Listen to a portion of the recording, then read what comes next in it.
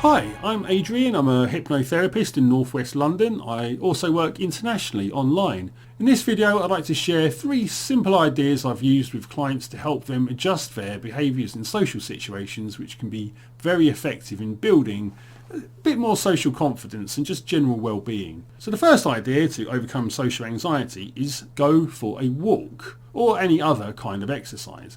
Especially if you're on your way to a social event rather than driving there or getting a taxi. Walk there, burn off some of that anxiety before you actually reach your destination. Now, why is this? The thought of exercise may be off-putting to some, but even a simple addition of a short walk to your daily routine can reap great rewards. The physical benefits of exercise are obvious to most, so for example you burn off excess calories, increased blood circulation and all the other cardiovascular benefits.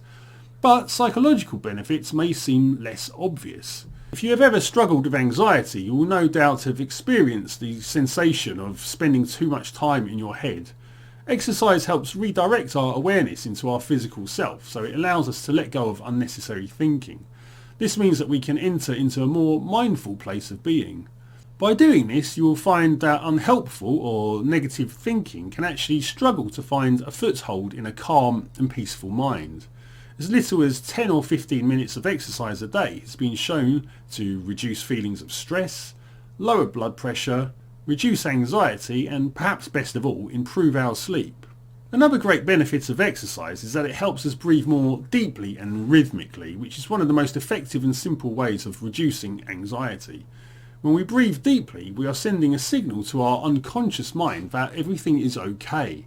And this helps us to return to a state of peaceful equilibrium where anxiety naturally abates. Number 2, be interested. It's going to be difficult to avoid people forever, no matter what avoidant protections you may put in place. Sooner or later, we're going to have to interact with other human beings. In his legendary book, How to Win Friends and Influence People, Dale Carnegie advises us to take a genuine interest in other people. This may sound a bit trite, but to a socially phobic person, a fear of being the centre of attention or of gaining any kind of unnecessary attention at all can greatly increase anxiety.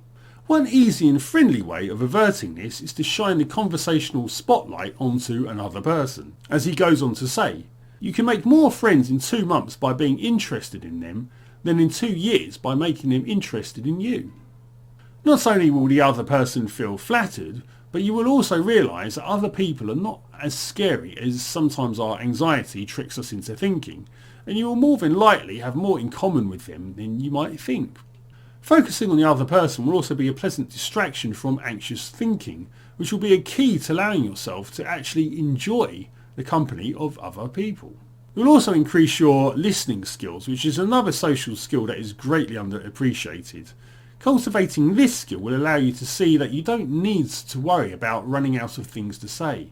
Being silent in social situations is okay and can actually be a very attractive quality. Everybody just wants someone to listen to them and understand them, so be generous with your time and really appreciate how open people can be. You don't need to agree or understand everything somebody else is saying, so be generous with this gift of listening to others. Another good thing to remember is that we should really be listening about 75% of the time and only speaking about 25%. As the Roman Emperor Marcus Aurelius once said, the reason we have 2 ears and only 1 mouth is that we may listen twice as much as we speak. Tip number 3, practice and exposure. As with all new habits, we need to practice our new skills to inculcate them.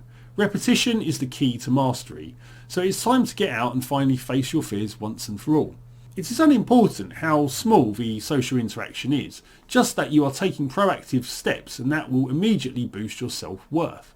As Bruce Lee said, he had no fear of a man who had practiced 10,000 kicks a day only once. He feared the man who had practiced 1 kick 10,000 times.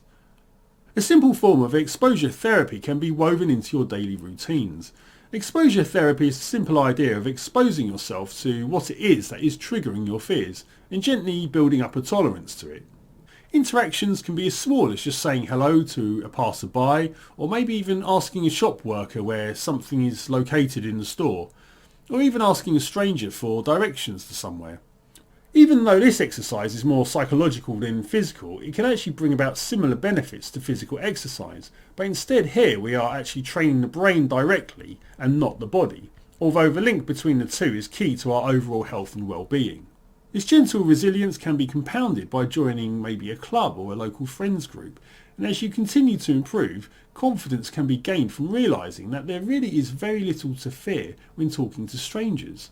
And as the old saying goes, sometimes a stranger is just a friend you've yet to meet.